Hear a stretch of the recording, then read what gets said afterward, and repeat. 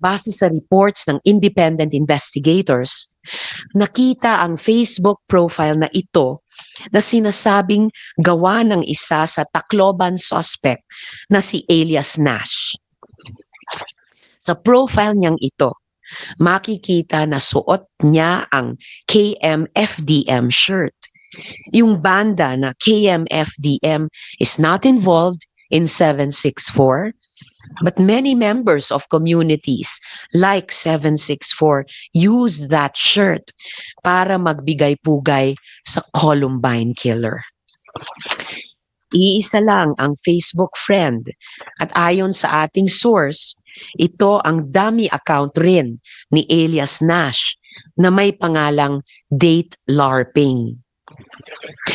Pagkatapos ng barilan, nagpost ng comments sa page na ito ang tila mga miyembro ng parehong grupo.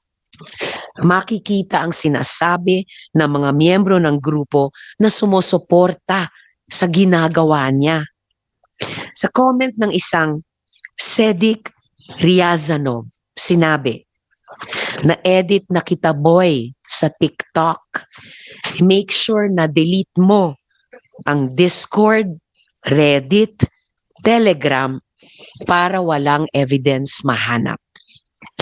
Itong Sedik Riazanov rin ang pinaghihinalaang adult groomer ng mga batang ito.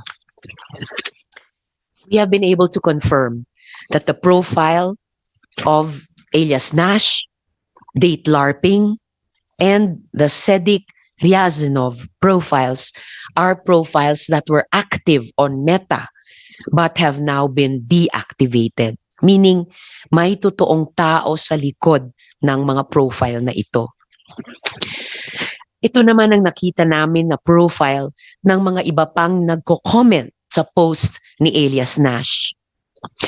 Mga batang tila nasa network rin ng 764 at may interes sa pamamaril. I want to be very clear. These are not yet final conclusions. Ang mga ito ay leads. Kaya pinadala na po natin ang kumpletong detalye nito sa NBI para sa verifikasyon at investigasyon. Posibleng may mas malawak na network at kailangang mahuli ito bago pa magkaroon ng susunod na mabibiktima.